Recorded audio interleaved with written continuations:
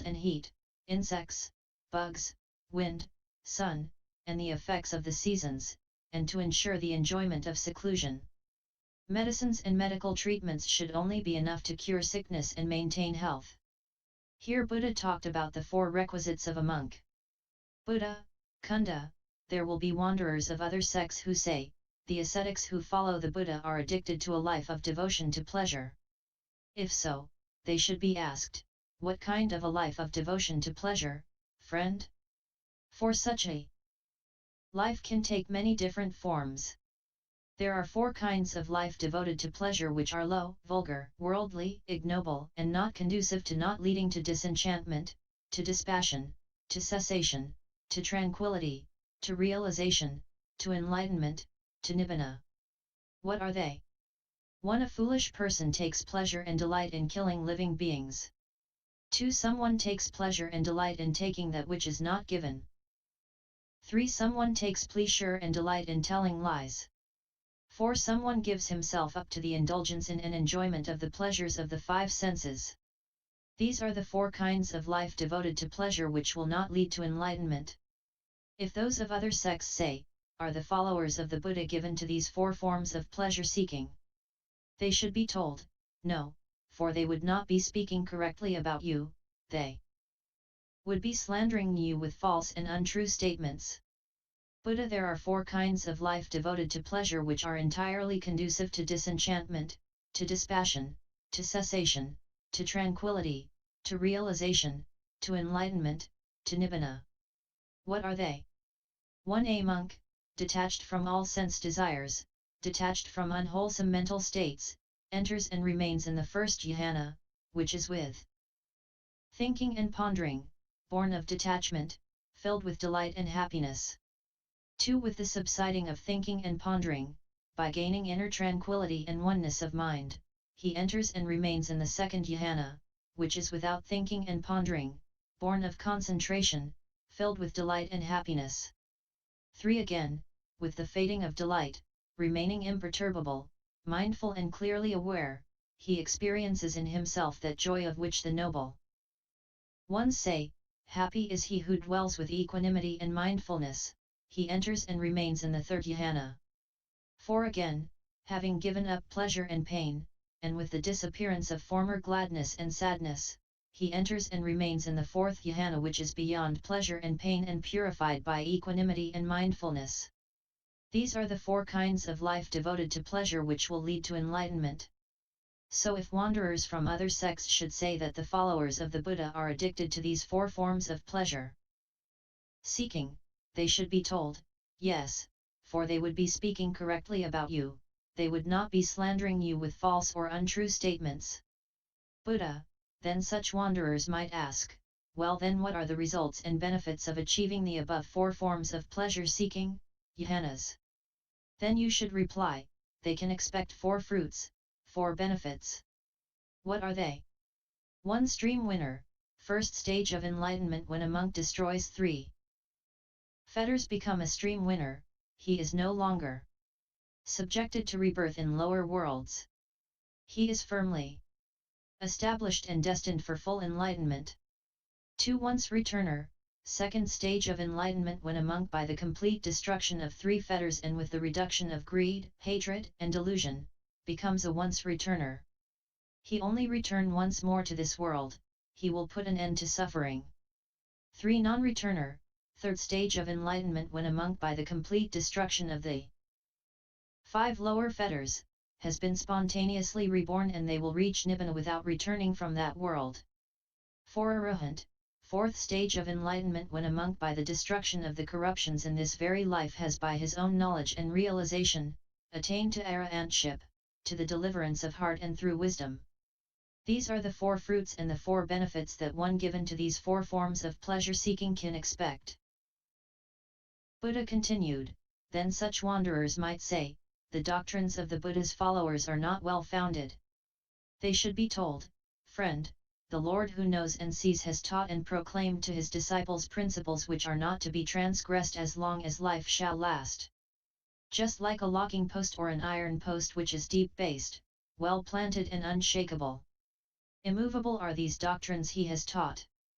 Any monk who is an arahant, whose corruptions are destroyed, who has lived the life, done what was to be done, laid down the burden, gained the true goal, who has completely destroyed the fetter of becoming, rebirth, and is liberated by supreme insight, wisdom, is incapable of doing 9 things. 1. Killing. 2. Stealing. 3. Sexual intercourse. 4. Lying. 5. Hoarding posse scions. 6. Attachments. 7. Hatred. 8. Folly. 9. Fear. Buddha, such wanderers might say, as regards to past times, the ascetic Gautama displays boundless knowledge and insight but not about the future as to what it will be and how it will be. That would be to suppose that knowledge and insight about one thing are to be produced by knowledge and insight about something else, as fools imagine. With regards the past, the Tathagata has knowledge of past lives. He can remember as far back as he wishes.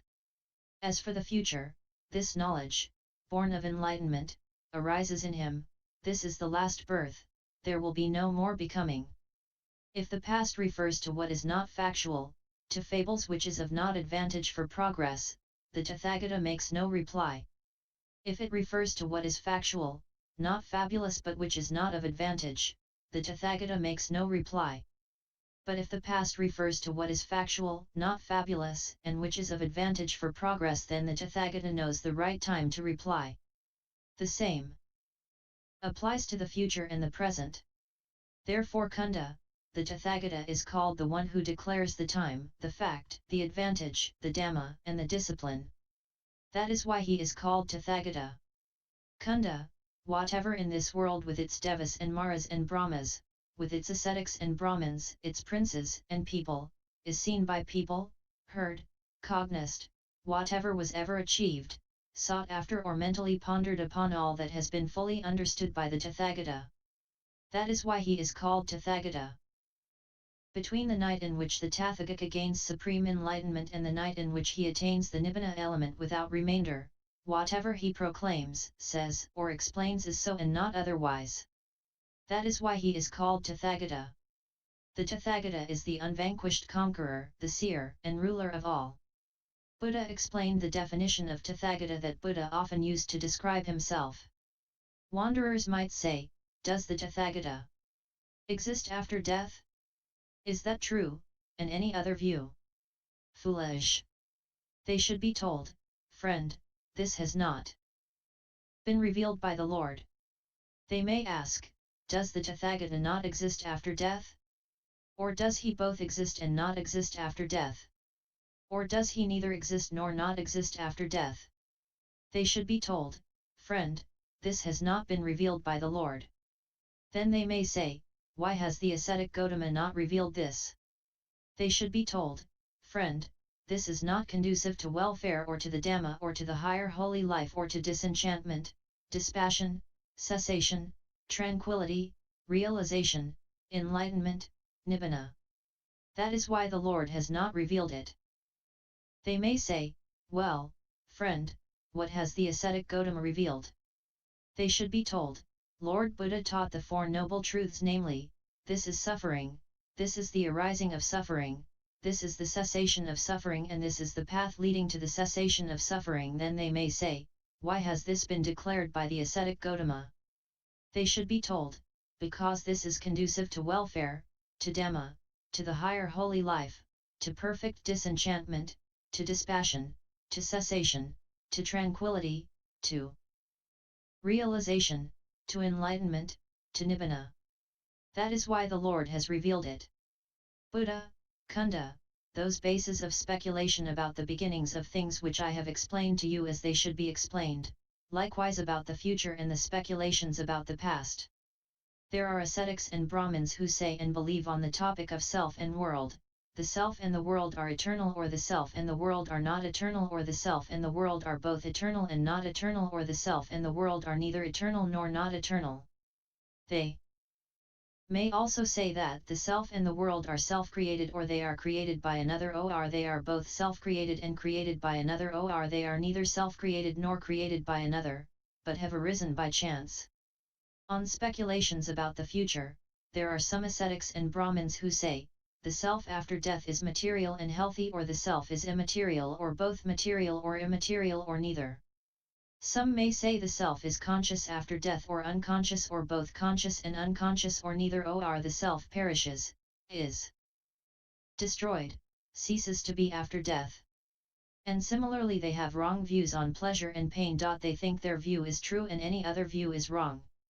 I go to those ascetics and Brahmins who hold these views, and if being asked they confirm that they do hold such views, but I do not admit their claims. Why not? Because Cunda different beings hold different opinions on such matters. Nor do I consider such theories equal to my own, as I am their superior in regard to the higher exposition. Buddha Cunda, for the destruction of all such views about the past and the future, for transcending them, I have taught and laid down the 4 foundations of mindfulness. What are the 4? Here a monk dwells contemplating body as body, ardent, clearly aware and mindful, having put aside hankering and fretting for the world. He dwells contemplating feelings as feelings, contemplating the mind as mind, and contemplating mind objects as mind objects. During this discourse, Venerable Upava was standing behind the Lord, fanning him. He said, "It is wonderful, Lord, it is marvelous. Lord, this exposition of Dhamma is delightful, highly delightful. Lord, what is the name of this discourse?" Buddha replied, "Well, Upava, you can remember it as the Delightful Discourse." Venerable Upava rejoiced and was delighted with his words. In summary, this discourse, which is also known as the Delightful Discourse, was a discourse taught to a novice monk Cunda, who went to the Buddha to report the dispute amongst Nigantha Nadaputa disciples after his death.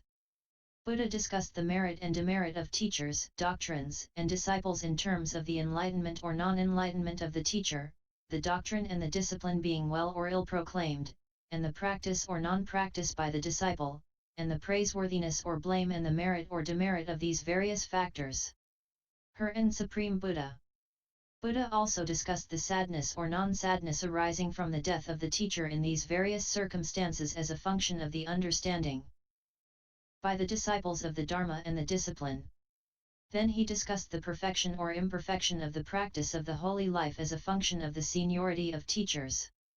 Buddha mentioned that there are 4 kinds of life devoted to pleasure, which are entirely conducive to disenchantment, to dispassion, to cessation, to tranquility, to realization, to enlightenment, to nibbana. They are the 4 jhana states. He also mentioned the 4 stages of enlightenment and the fruits of them. He also mentioned the qualities of an arahant and Tathagata. Buddha again emphasized the 4 noble truths and the 4 foundations of mindfulness.